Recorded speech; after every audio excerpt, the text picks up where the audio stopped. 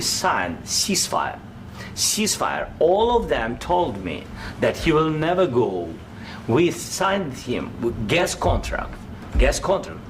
Yes, but after that, he broken this ceasefire. He killed our people, and he didn't exchange prisoners. We signed the exchange of prisoners, but he didn't do it. What kind of diplomacy, JD, you are speaking about? What do you mean?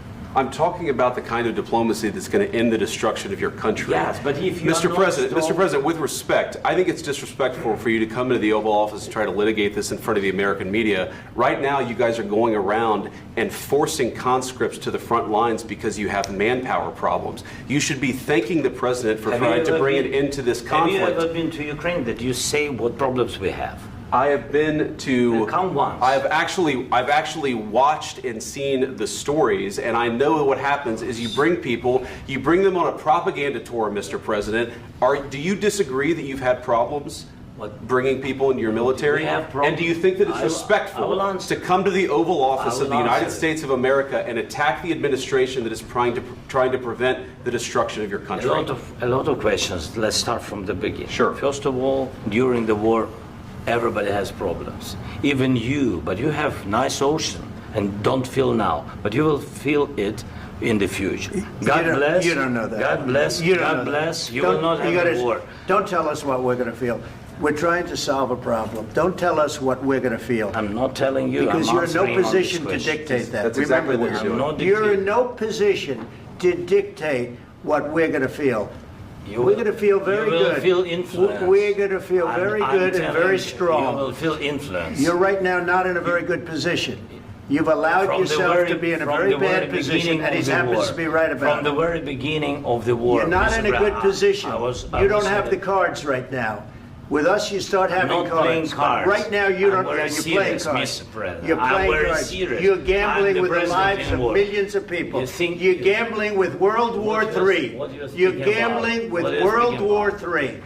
And what you're doing is very disrespectful to the country, this country. That's back to you. Far more than a lot of people said they should have. Have you said thank you once? This entire meeting? No, in this entire meeting, have you said thank you? You went to Pennsylvania and campaigned for the opposition in October. Offer some words of appreciation for the United States of America and the president who's trying to save your country. Please, you think that if you will speak very loudly about the war, you can... He's not speaking loudly. He's not speaking loudly. Your country's in big trouble. Can I Wait a answer? minute. No, you've done a lot of talking. Your country is in big trouble. I know. You're not winning. You're not winning this. You have a damn good chance of coming out okay because of us. Mr. President, we are staying in our country, staying strong from the very beginning of the war. We've been alone, and we are thankful. I said thanks you haven't in been this alone. cabinet. You haven't been alone. In this cabinet. We gave you, through this stupid president, $350 billion.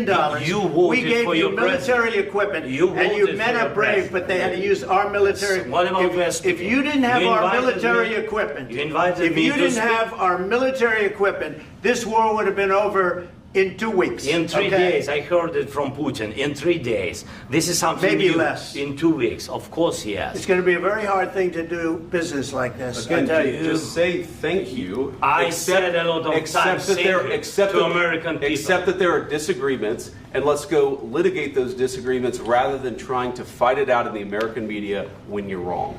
We know that you're wrong. But you see, I think it's good for the American people to see what's going on. I understand, sir. I think it's very important. That's why I kept this going so long. You have to be thankful. You don't have the cards. You're buried there. Your people are dying. You're running low on soldiers. Listen, you're running low on soldiers. It would be a damn good thing. And then you tell us, I don't want a ceasefire. I don't want a ceasefire. I want to go and I want this. Look.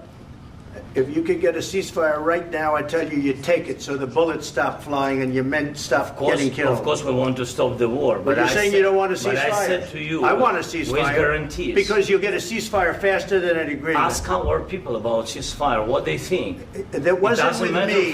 That wasn't with me. That was with a guy named Biden, who was not a smart person. That was with Obama. It was your president. Excuse me. That was with Obama, who gave you sheets, and I gave you javelins. Yes. I gave you the javelins to take out all those tanks. Obama gave you sheets. In fact, the statement is Obama gave sheets and Trump gave javelins. You got to be more thankful, because let me tell you, you don't have the cards. With us, you have the cards. But without us, you don't have any cards. One more question to Mr. Vice President.